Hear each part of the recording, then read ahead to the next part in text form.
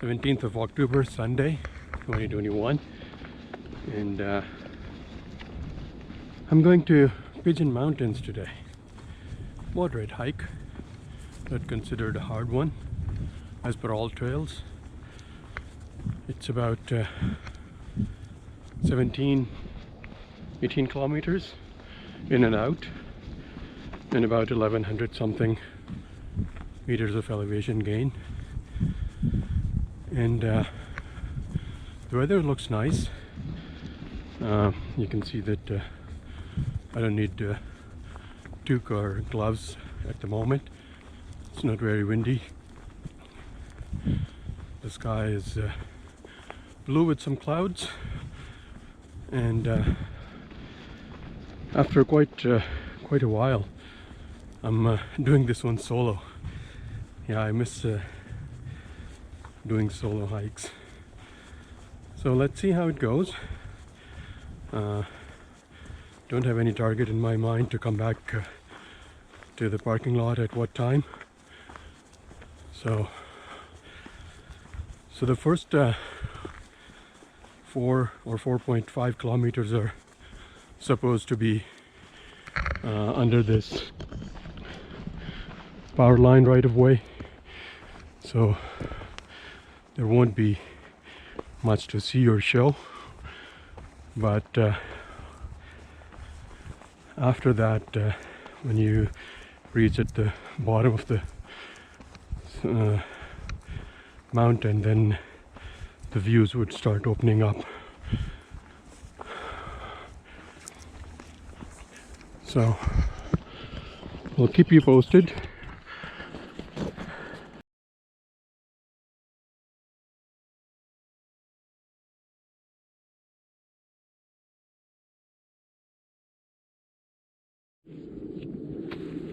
So 5 kilometers into the hike, and I've reached this fork, and I'm turning left now, and the time right now is about 10 o'clock. This famous signboard telling me that I have to go this way. And now the trail, which was about 3 bike riders wide, now it has turned into one little hiker's hike trail. I mean, so I have yet to gain about 600 or 650 meters of elevation in the next I would say about 3 kilometers or 2.5 kilometers. So the steep section is beginning now, and I can feel it, and I don't know if the camera is able to justify how steep it is, but it has already started to feel. So from that turn, after walking for just 10 minutes, looks like I'm getting out of the trees now, and I felt the first gust of wind which I wasn't feeling earlier because I was in the trees. So yeah, looks steep, but I hope it's going to be manageable. Shouldn't be a big issue. And so far the sky looks pretty blue. For the winds, I do have some layers, some gloves, and I've got my toque, and I'll be able to manage. The time right now is 10:10, so let's see what it is by the time I reach the peak. Wow, now the views have started to open up. Oh my god. Oh, look at those mountains, the pattern of snow. Isn't that beautiful? It is.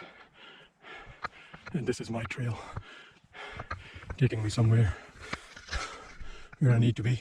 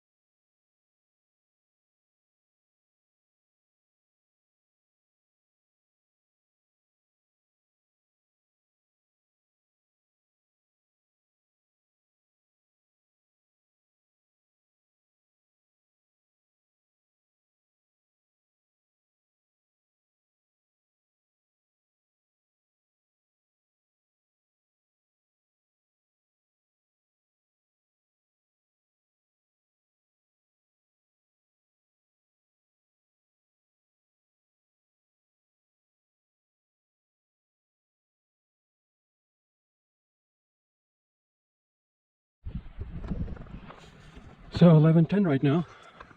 I'm still climbing up, and it's quite steep, but it's just like a roller coaster.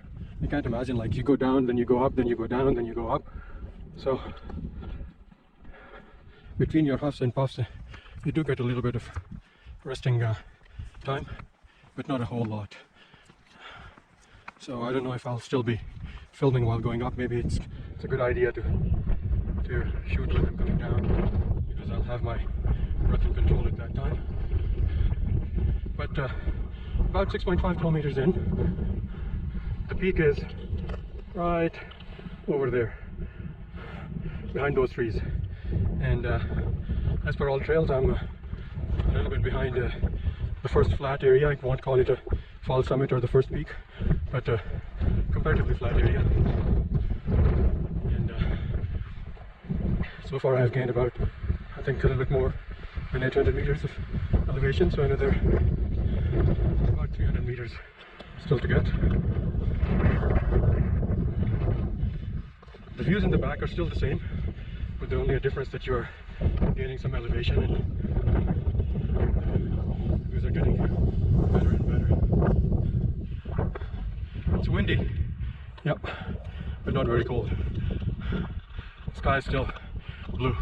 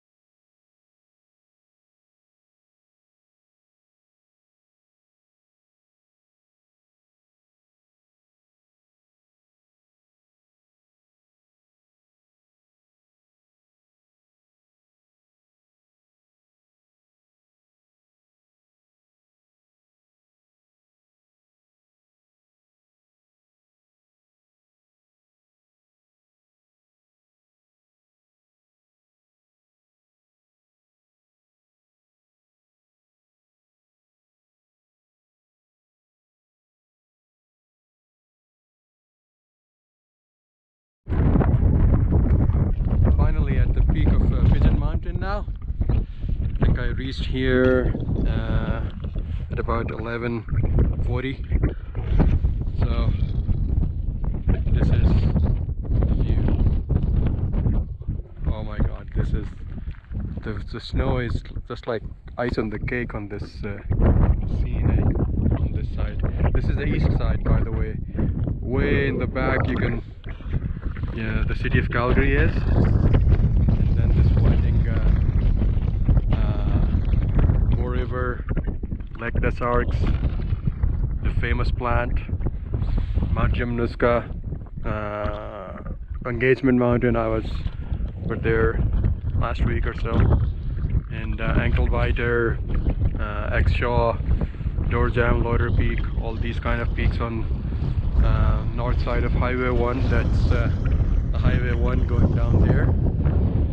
And then the famous Cascade, Banff Mountain. After that, the series of Rundle, and then east end of Rundle, Hailing over there.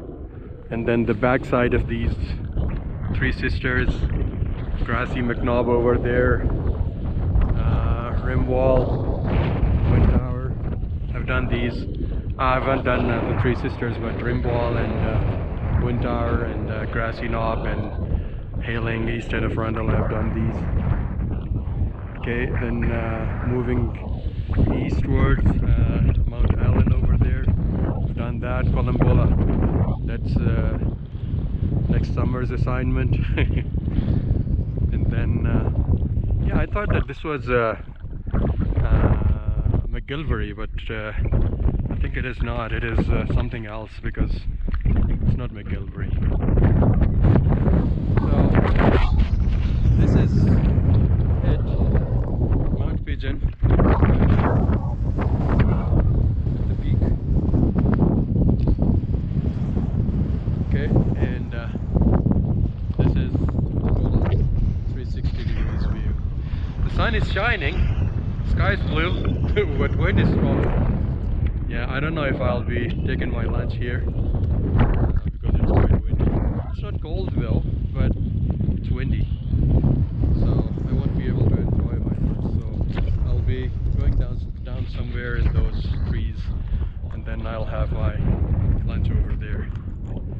Okay, so I'll start my down climb in the next about 5-10 minutes or so. I think it's not that cold that I can't stay another 5-10 minutes here and inhale all these beautiful mountains. Okay. Yeah.